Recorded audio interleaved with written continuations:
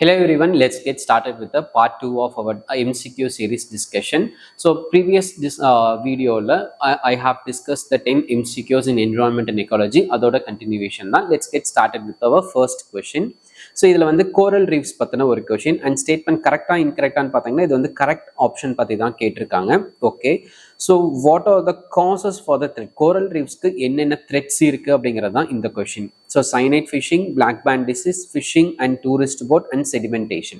So இதெல்லாம் தான் வந்து ஒரு basic issues அப்படின்ற மாதிரி சொல்லியிருக்காங்க and ஜென்ரலாக இல்லை ப்ராக்டிக்கலாக நம்ம திங்க் பண்ணாவே இதில் வந்து all of the above is the correct answer அப்படிங்கிறது நமக்கு தெரிஞ்சிடும். சயனைட் ஃபிஷிங் அப்படிங்கிறது எதுக்காக யூஸ் பண்ண தட் இஸ் ஃபிஷர்மென்ஸ் ஒரு யூஸ் பண்ணக்கூடிய ஒரு டெக்னிக் தான் சயனைட் ஃபிஷிங். ஸோ அது வந்து சயனைடை அது வந்து தட் இஸ் அவங்க ஃபிஷர்மென்ஸ் அந்த ஏரியாவில் சயனைடை பிளாஸ்ட் பண்ணிவிடுவாங்க. பிளாஸ்ட் பண்ணும்போது என்ன ஆகிடும்னா அந்த ஃபிஷ் ஒரு இடத்துலேருந்து ஒரு இடத்துக்கு மூவ் ஆகாமல் அதே இடத்துல ஸ்டாக்னண்ட்டாக இருக்கும். அதோட வைப்ரேஷன் தான் கோரல் ரீஃப்ஸை அஃபெக்ட் பண்ணுது. Second statement black band disease அப்படின்னா என்னன்னா அதில் 2 டைப்ஸ் இருக்குது, black band disease and white band disease. It is a bacterial disease. So cyanobacteria இருக்க மாதிரி அந்த ஒரு சில பாக்டீரியாஸ் காஸ் பண்ணக்கூடியது தான் வந்து black band disease. It is a serious threat for the coral reefs. இந்த டிசீஸ் இந்த பாக்டீரியல் டிசீஸ் கோரல் ரீஃப்ஸ்க்கு எங்கே வரும் அப்படின்னா தட் இஸ் அந்த கோஸ்டல் ஏரியாஸை ஒட்டி இருக்கக்கூடிய தட் இஸ் சீஸ் அங்கே இருக்கக்கூடிய கோரல் ரீஃப்ஸில் இந்த டிசீஸ் ரொம்ப காமனாக இருக்குது. ஏன் அப்படின்னா because of the human interference. That is டெரெஸ்ட்ரியலில் இருந்து அக்வாட்டிக் போகக்கூடிய வேஸ்ட்னால ஜென்ரேட் ஆக பாக்டீரியாஸ் ஸோ நம்ம கோரல் ரீஃப்ஸை அஃபெக்ட் பண்ணுது. And fishing and tourist boat because of the ecotourism or some other tourist activities-நால corals கண்டிப்பா damage ஆகுது. And sedimentation அப்படின்னா that is the estuaries, creeks, bays, bars, mangroves. So அந்த land ecosystems so terrestrial எக்கோசிஸ்டம்ஸில் நடக்கக்கூடிய டேமேஜஸ்னால more sediments so sediments கண்ட்ரோல்டாக இருக்கும். That is estuaries, creeks, bars and spits, mangroves அதெல்லாம் இருக்கனால செடிமெண்டேஷன் கண்ட்ரோல்டாக இருக்கும். இன்கேஸ் அதுக்கு த்ரெட்ஸ் இருக்கிறதுனால அந்த செடிமெண்டேஷன் ரொம்ப அதிகமாக அந்த கோரல் ரீஃப் மேலே செடிமெண்ட்ஸ் டெபாசிட் ஆகிறதுனால so it is a serious threat for the coral reef. So answer என்னன்னு பார்த்தீங்கன்னா all the above are correct. So second question is legacy waste na enna correcta incorrecta nu pathina yes it is the correct statement dhaan ketirukanga. It is a two statemented question, a very easy question. It refers to the old municipal solid waste in landfills or dump sites. So okay, in the solid waste management அப்படின்னா அதில் என்னென்ன categories வச்சுருக்காங்கன்னு பார்த்தீங்கன்னா first statement கொடுத்து municipal solid வேஸ்ட்னா என்னென்னா ஜென்ரலாக house ஹோல்டில் ஜென்ரேட் ஆகக்கூடிய waste, then demolition of construction பில்டிங்ஸில் ஜென்ரேட் ஆகக்கூடிய வேஸ்ட், ஸ்ட்ரீட்ஸில் கலெக்ட் பண்ணக்கூடிய ஒரு சில வேஸ்ட்ஸ். ஸோ அதை தான் வந்து that is it refers to the old municipal solid waste. Okay, அதை வந்து என்ன பண்ணுறாங்க இங்கேருந்து கலெக்ட் பண்ணிட்டு போகிற வேஸ்ட்டை என்ன பண்ணுறாங்கன்னா ஒரு இடத்துல டம்ப் பண்ணி வைக்கிறாங்க அப்படின்னு சொல்கிறாங்க. Yes, first statement is correct. So the term legacy waste has been defined in the solid waste management rules 2016 அப்படின்னு கொடுத்துருக்காங்க. ஸோ இந்த மாதிரி ஒரு சில statements most of the time தப்பாக இருக்கும். ஸோ 5 ஸ்டேட்மெண்ட்ஸ் பார்த்தீங்கன்னா ஒரு 3 ஸ்டேட்மெண்ட்ஸ் தப்பாகவும் 2 ஸ்டேட்மெண்ட்ஸ் தான் கரெக்டாக இருக்கிறதுக்கான சான்சஸ். ஸோ அப்போ இது நாள் வரைக்கும் இந்த மாதிரி ஒரு சில இதில் இல்லை நீங்கள் சாலிட் வேஸ்ட் மேனேஜ்மெண்ட் ரூல்ஸை படிச்சிருந்தாலும் இன்கேஸ் இந்த மாதிரி பாயிண்ட்ஸை மிஸ் பண்ணியிருந்தீங்கன்னா with the help of this test series you can learn those points what you have missed. Okay, so இதில் அப்போனா இந்த சாலிட் வேஸ்ட் நான் சொன்னதுலேயே தெரிஞ்சிருக்கும். இந்த சாலிட் வேஸ்ட் மேனேஜ்மெண்ட் ரூல்ஸில் இதை டிஃபைன் பண்ணலை அப்படின்னா வேறு எங்கேருந்து டிஃபைன் பண்ணியிருக்காங்க அப்படின்னு பார்த்தீங்கன்னா central pollution control board they have released a notification. And central pollution control board யாருக்கு கீழே ஒர்க் ஆகுதுன்னா the ministry of environment and forest. So that is the second statement is wrong and hence the answer is A1 only. So second statement wrong அப்படின்னா that is both 1 and 2 and 2 only அப்படிங்கிறது போயிடும். கண்டிப்பாக 1 கரெக்டாக இருக்கனால option A is the correct one. So next question is, so consider the following statements. Okay, இங்கேயும் வந்து பார்த்தீங்கன்னா correct answer தான் கேட்டிருக்காங்க. பட் இது வந்து ப்ராக்டிக்கலாக நம்ம பார்ட் 1ல பார்த்த மாதிரி ஸ்டாண்டர்ட் ஆப்ஷன்ஸ் இருக்கக்கூடிய ஒரு question. Okay, world environment day on June 5 led by the UNEP held annually since 1973. Okay, UNEP is the first international organization headquartered in the global south. Okay, இந்த இடத்துல இப்போ ஃபர்ஸ்ட் அப்படிங்கிற ஒரு extreme statement இருக்கு. The theme for world environment day 2023 is the ecosystem restoration. So இந்த மாதிரி இருக்கக்கூடிய இதில் ஏதோ ஒரு ஸ்டேட்மெண்ட் தப்பாக இருந்துச்சுனாவே ஆட்டோமேட்டிக்லி ஈஸியாக நமக்கு வந்து இது தெரிஞ்சிடும். It's a current affairs based question. And world environment day 2023 theme என்னன்னா beat the plastic pollution. So plastic தான் வந்து ஒரு மேஜர் த்ரெட்டாக இருக்குது, அதுதான் அதோட theme. So third statement is wrong. So இதில் இருக்கக்கூடிய எல்லா இதுவுமே தப்பு. ஃபர்ஸ்ட் அண்ட் செகண்ட் ஸ்டேட்மெண்ட் தெரிஞ்சாலும் சரி தெரியலனாலும் சரி அதுதான் வந்து answer. So yes it is 1973 இருந்து 1972 ஸ்வீடனில் ஒரு கான்ஃபரன்ஸ் நடக்குது. அதுக்கப்புறம் 1973 டில் டேட் வரைக்கும் வேர்ல்ட் என்விரான்மெண்ட்டை எவ்ரி இயர் June 5 செலிப்ரேட் பண்ணிட்டு தான் இருக்காங்க with different themes. And next thing, yes, UNEP is the first international organization headquartered in the global south. எங்கன்னு பார்த்தீங்கன்னா நைரோபி அப்படின்ற பிளேஸ்ல தான் அதோட ஹெட் குவார்ட்டர்ஸ் இருக்கு. அதுதான் one and only UN organ. It is located in the southern region. And UNEP ஓட ultimate aim என்னன்னா to act as a bridge between the human beings, that is the living beings, with the planet. So ஒரு smooth இல்லை sustainable approach இல்லை sustainable development or sustainable use of the nature. இந்த word sustainable அப்படிங்கிறது நான் இவ்வளோ insist பண்ணி சொல்கிறதுக்கான reason என்ன அப்படின்னா, எந்த ஒரு ரிசோர்ஸையுமே நம்ம கேர்ஃபுல்லாக யூஸ் பண்ணோம் அப்படின்னா we can have a better human life. Next question is consider the following statements. Okay, இதுலேயும் வந்து கரெக்ட் பற்றி தான் கேட்டிருக்காங்க. இதுலேயும் 3 ஸ்டேட்மெண்ட்ஸ் தான் இருக்குது. ஓகே, இக்காலஜிக்கல் ஃபுட் பிரிண்ட் பற்றி கேட்டிருக்காங்க. Ecological food print measures the amount of biologically productive area of the earth needed to produce the required resources as well as to observe the wastes produced from such resources use. Okay, so இவ்வளோ பெரிய ஸ்டேட்மெண்ட்ஸை இப்போ நான் படித்த மாதிரி படித்தோம் அப்படின்னா டெஃபினட்டாக நமக்கு வந்து புரியாது. இந்த மாதிரி பெரிய ஸ்டேட்மெண்ட்ஸாக இருந்துச்சுன்னா புரிஞ்சுக்கணும் அப்படின்னா at least you want to read 2+ times 2 or 3 times நம்ம படித்தாலும் கண்டிப்பாக நம்ம வந்து இந்த மாதிரி பெரிய ஸ்டேட்மெண்டட் கொஷின்ஸ் எப்பயுமே ரொம்ப ஈஸியாக தான் இருக்கும். ஓகே, எக்காலஜிக்கல் ஃபுட் பிரிண்ட்னா என்ன சொல்ல வராங்க? ஓகே, எக்காலஜிக்கல் ஃபுட் பிரிண்ட்னா என்ன அப்படிங்கிறதுக்கான டெஃபினேஷன் தான் வந்து இந்த இடத்துல கொடுத்துருக்காங்க. Yes, it is the amount of biologically productive area of the earth. That is, for example, simply in the statement சொல்லணும் அப்படின்னா consider the following statements. இதில் ecological footprint பற்றின ஒரு question. Okay, 3 statemented question and options பார்த்தீங்கன்னா that is correct தான் கேட்டிருக்காங்க. 1 only, 2 only, 1 and 3 and all the above அப்படின்ற மாதிரி சொல்லியிருக்காங்க. ஓகே, ஸோ இந்த மாதிரி எந்தெந்த இடத்துல இந்த ஸ்டேட்மெண்ட்ஸ் ரொம்ப லென்த்தியாக இருக்கோ அதுக்கு வந்து நம்ம வந்து அட்லீஸ்ட் 2 or 3 times நம்ம அதை படித்தோம்னா it will be easier to understand the question or understand that statement. So ecological foot பிரிண்ட்னா என்ன அப்படின்னா it is the biologically productive area. இல்லைன்னா சிம்பிளாக நம்ம வந்து புரிகிற மாதிரி சொல்லணும்னா that is entire human beings or entire living things are dependent on the earth for their survival. So அந்த டிபெண்டன்சியை பற்றி தான் சொல்கிறாங்க. அந்த டிபெண்டன்சியை பற்றி சொல்கிறது தான் ecological food print. So earth, that is the nature is giving us, that is it is supporting the life, it is acting as a support system. And அதே மாதிரி so living things will tie and it will decompose and it will reproduce. So அந்த ஒரு cycle பற்றி சொல்கிறது தான் வந்து ecological food print. So அதை தான் இந்த ஸ்டேட்மெண்ட்டில் சொல்லியிருக்காங்க. Ecological footprint measures the amount of biologically productive area of the earth needed to produce the required resources as well as to observe the wastes produced from such resources and reuse. So அப்படின்ற மாதிரி ஒரு concept. That is next thing, ecological deficit பற்றி சொல்லியிருக்காங்க. when a country's bio capacity is greater than its population ecological footprint. So இந்த ஸ்டேட்மெண்ட்ல கொடுத்துருக்கக்கூடிய sentence அப்படியே மாற்றி கொடுத்துருக்காங்க. ஸோ இதில் வந்து என்ன சொல்லியிருக்காங்கன்னா bio capacity is greater than populations ecological footprint. So அப்படி அது கிரேட்டராக இருந்தால் அது ஏன் டெஃபிஷிட்டாக இருக்கணும்? ஸோ இந்த மாதிரி வேர்ட்ஸ் இம்பார்ட்டன்ட் கீவேர்ட்ஸை நாம் அனலைஸ் பண்ணோம் அப்படின்னா ஈஸியாக நமக்கான ஆன்சர் கிடைச்சிரும். So this is not the ecological deficit. Ecological டெஃபிசிட்னா ஹியூமன் பீயிங்ஸ்க்கு தேவையான சப்போர்ட் பை என்விரான்மெண்ட்டாக கம்மியாக இருக்குது. சரி, என்ன கம்மியாக இருக்கலாம்? எக்ஸாம்பிள் சொல்லணும்னா வாட்டர் டெஃபிஷியன்சி, தென் அதுக்கப்புறம் வந்து பார்த்தீங்கன்னா க்ளீன் ஏர். டெல்லி மாதிரி இருக்கக்கூடிய ஹெவிலி பாப்புலேட்டட் ஏரியாஸில் அந்த ஆக்சிஜன் டிமாண்ட் இருக்குது. ஸோ அந்த மாதிரி இருக்கிறது தான் வந்து இக்காலஜிக்கல் டெஃபிசிட். ஸோ அந்த பயோ கெப்பாசிட்டி அப்படின்னா இஃப் இட் இஸ் கிரேட்டர் தேன் அப்படின்னா எக்காலஜிக்கல் டெஃபிஷியன்சி கிடையாது அப்படிங்கிறது தான் அர்த்தம். Next, if the entire planet is running an ecological deficit, it is termed as the overshoot. இப்போ வந்து நமக்கு வந்து ஆக்சிஜன் இல்லை, ஏர் இல்லை, வாட்டர் இல்லை, ரெயின் கிடையாது, or else then அந்த நமக்கு இருக்கக்கூடிய environment completely collapse ஆயிடுச்சு, எல்லாமே desertification ஆயிடுச்சு அப்படின்னா அதை நம்ம என்ன சொல்லுவோம்னா overshoot அப்படின்னு நம்ம சொல்லுவோம். So second statement is wrong, first and third is correct, and hence the answer is C, 1 and 3 only. So next question அப்படின்னா the very easiest question. So most of the students என்ன பண்ணுவீங்கன்னா இந்த மாதிரி ஒரு லென்த்தியா இருக்கக்கூடிய statements கொடுத்தோங்க அப்படின்னா so அவங்க வந்து பார்த்து பயந்துக்குவாங்க. So you should not get scared. So இதில் என்ன கேட்குறாங்கன்னா ஏலியன் ஸ்பீஷியஸ் இந்தியாவில் இருக்கக்கூடியது என்னென்ன. ஓகே, இந்த மாதிரி இருக்கக்கூடியது ரொம்பவே ஈஸியாக நம்ம வந்து ஆன்சர் பண்ணலாம். இந்த குல்முகர் அப்படிங்கிறது ஒரு ஃப்ளவர், வயலட் கலரில் இருக்கக்கூடிய ஒரு ஃப்ளவர், அது வந்து இந்தியன் ஸ்பீசிஸ்.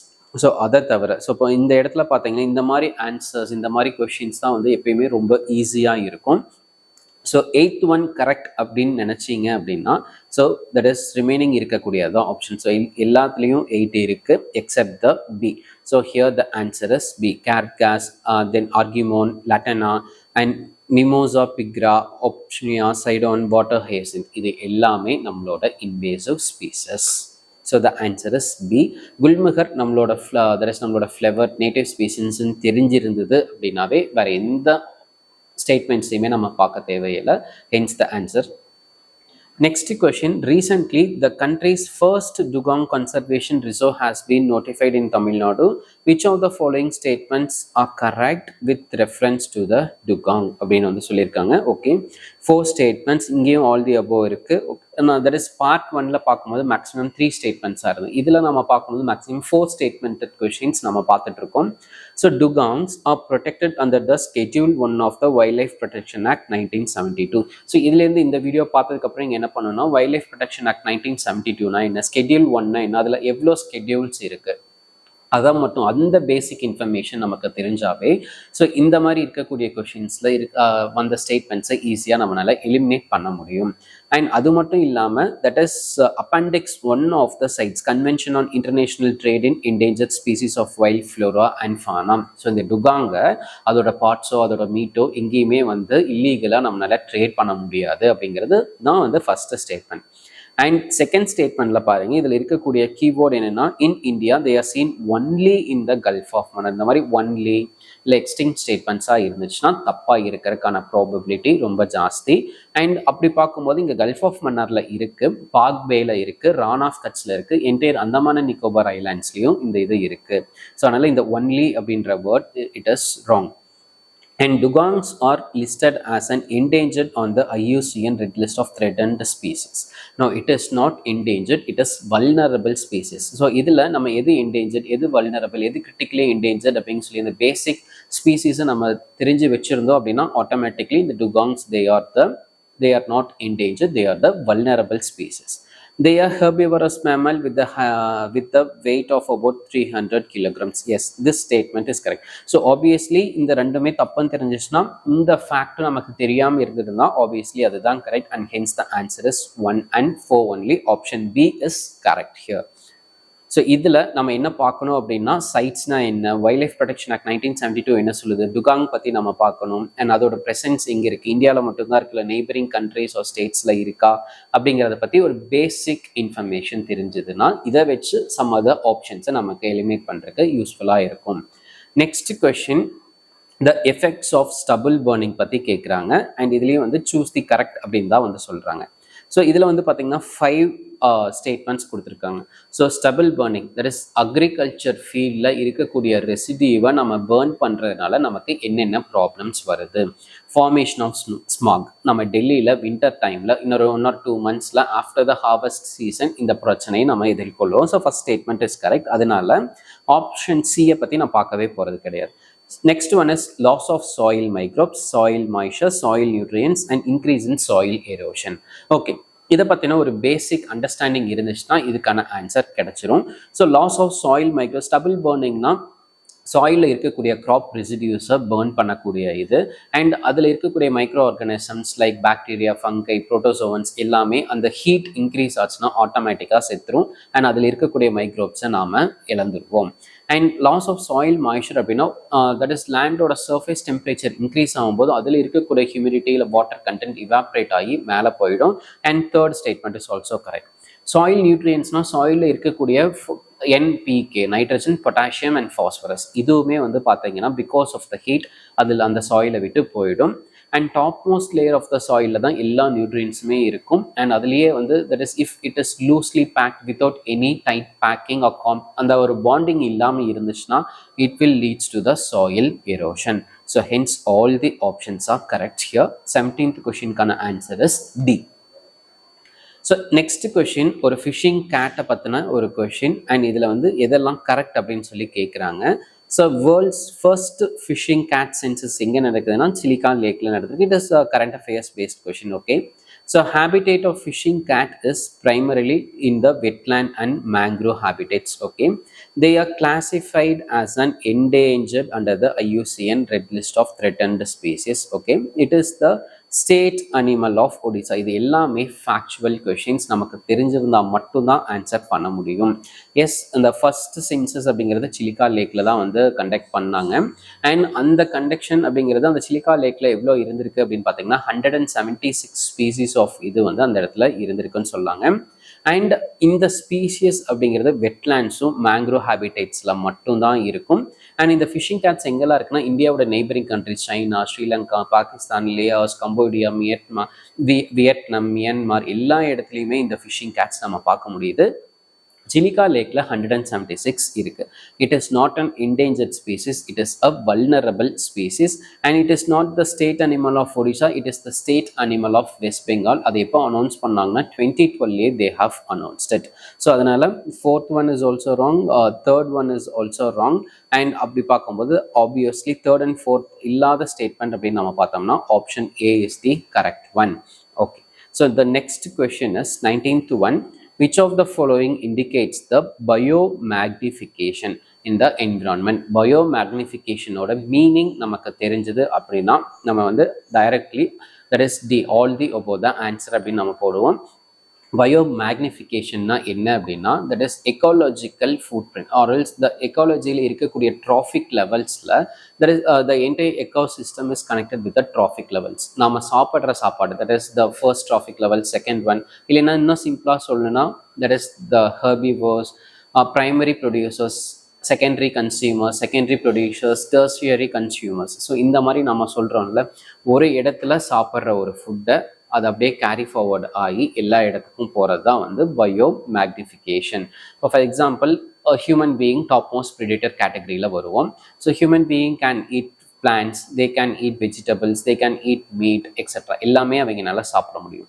ஸோ அதில் அவங்களோட ஃபுட் செயினில் ஏதோ ஒரு இடத்துல கண்டாமினேஷன், பயோமேக்னிஃபிகேஷன் நடந்துருந்துச்சு அப்படின்னா அந்த இது வந்து கண்டினியூஸாக அடுத்த ஹியூமன் பீயிங்ஸை சாப்பிட்ற இன்கேஸ் அந்த ஹியூமன் பீயிங்கை ஒரு டாப் மோஸ்ட் ப்ரிடேட்டர் டைகர் வந்து இது பண்ணி சாப்பிட்டுது அப்படின்னா தட் இஸ் ஹியூமன் பீயிங்க்கு இருக்கக்கூடிய பாய்சன் அந்த டைகருக்கும் போகும். ஓகே, ஸோ அப்படி பார்க்கும்போது all the above is the correct answer. Death of vulture because of diclofenac அப்படின்ற ஒரு drug, it leads to the kidney failure in vulture. Next, there is residue of pesticides in milk of lactating mothers. Recently நடந்த surveyல because of using DDT and DDE, that is dichloro diphenyl trichloroethane and dichloro diphenyl trichloroethylene. So இந்த ரெண்டு இதுவுமே பெஸ்டிசைட்ஸில் use பண்ணக்கூடிய அந்த ஒரு இதில் மதர்ஸோட lactating மில்கில் இதோட ரெசிடியூஸ் ஃபைண்ட் பண்ணியிருக்காங்க. Next, imbalance in calcium metabolism in eggshells of the birds and various volatile compounds நம்மளோட இதில் சாயிலில் கலந்துருக்கனால அந்த எக்ஷெல்ஸ், பேர்டோட எக்ஷெல் வந்து ரொம்பவே வீக்கனாக இருந்திருக்கு. Next, numbness in the feet and hand of human beings due to the mercury poisoning. So அந்த வாட்டரில் கலக்கக்கூடிய இண்டஸ்ட்ரியல் எஃப்ளூவன்ஸ் மெத்தில் சாலிசிலேட் அந்த மாதிரி இருக்கக்கூடிய தட் இஸ் மெர்க்யூரிஸ் இதெல்லாம் வந்து வாட்டரில் மிக்ஸ் ஆகிறதுனால ஹியூமன் பீயிங்ஸோட இதுலேயும் அஃபெக்ட் ஆகுது. So answer is all the above. பயோமேக்னிஃபிகேஷன்னா என்னன்னு தெரிஞ்சதுனாவே ஸோ இதை பார்த்து 4 ஸ்டேட்மெண்ட்ஸையும் படித்ததையும் டைரெக்டாக we can conclude our answer. Last question for today's discussion is consider the statement with reference to the conservation reserves. Okay, இதில் என்ன கேட்குறாங்க, கரெக்ட் எத்தனை ஸ்டேட்மெண்ட்ஸ் இருக்குது, 3 statemented questions. ஓகே, ஆப்ஷன்ஸ் அப்படின்னு பார்க்கும்போது ஓகே 2 only அப்படின்ற மாதிரி இருக்குது. Fine. So conservation reserves first introduced in 2002 first introduced 2002 under Environmental Protection Act 1986. நான் இந்த மாதிரி ஒரு ஆர்கனைசேஷன்ஸ் கொடுத்துருக்காங்க அப்படின்னா டெஃபினட்டாக அது தப்பாக இருக்கிறதுக்கான ப்ராபபிலிட்டி, டெஃபினட்டாக தப்பாக தான் இருக்கும்னு நான் சொல்லலை, ப்ராபபிலிட்டி இருக்குது. Okay, Jammu and Kashmir has the highest number of conservation reserves in India. இதுவுமே ஒரு factual thing, but we can consider this as an option. In India, more than half of the states and union territories will have at least one conservation reserve. இதுவுமே வந்து பார்க்கும்போது ஒரு extreme statement. கண்டிப்பாக எல்லா ஸ்டேட்லையும் at least ஒன்னாச்சு இருக்கு அப்படின்ற மாதிரி சொல்லக்கூடிய ஒரு ஸ்டேட்மெண்ட் தான். அப்படி இருக்கும்போது தேர்ட் ஒன் தப்புன்னு நம்ம அசியூம் பண்ணோம்னா answer is 2 only. So yes, obviously Jammu Kashmir is having 32 that is conservation reserves. And next one பார்த்தீங்கன்னா மத்திய பிரதேஷ்ல 14 இருக்கு, கர்நாடகாவில் 15 இருக்கு, இந்த 3 தவிர, அண்ட் ராஜஸ்தான்ல 13 இருக்கு. ஸோ இந்த ஸ்டேட்ஸை தவிர வேற எல்லா ஸ்டேட்ஸ்லையுமே வந்து பார்த்தீங்கன்னா less than 5 conservation reserves தான் இருக்கு. And less than 5 in the sense தமிழ்நாட்டில் எவ்வளோ இருக்குன்னா only 2 conservation reserves are there. சரி, conservation reserves ஃபர்ஸ்ட் ஸ்டேட்மெண்ட் படி பார்க்கும்போது it is not coming under the Environmental Protection Act 1986, it is coming under the Wildlife Protection Act 1972. Conservation ரிசர்வ்ஸ்னா என்ன அப்படின்னா, so இந்த protected area networks இருக்குல்ல, biosphere reserves, wild life sanctuaries, national parks, இல்லைன்னா reserve forest, so அதில் இருக்கக்கூடிய ஒரு buffer areas. இப்போ இது நேஷனல் பார்க் இங்கே முடியுது, இதிலிருந்து கண்டினியூவேஷன் அங்கே இருக்கக்கூடிய பீப்புள், ஸோ அந்த நேஷனல் பார்க்ஸோ வைல்ட் லைஃப் சாங்சுரிஸையோ இந்த damage with the help of constructions, இல்லைன்னா எலஃபண்ட் காரிடார்ஸில் கன்ஸ்ட்ரக்ட் பண்ணுறது, டைகர் ரிசர்வ்ஸில் கன்ஸ்ட்ரக்ட் பண்ணுறது, ஸோ அந்த மாதிரி ஒரு இதை கண்ட்ரோல் பண்ணணும் அப்படின்னு கொண்டு வந்தது தான் வந்து conservation resource. So thank you for staying connected with me. So stay connected for the upcoming videos. Part 3 to be continued soon. Thank you.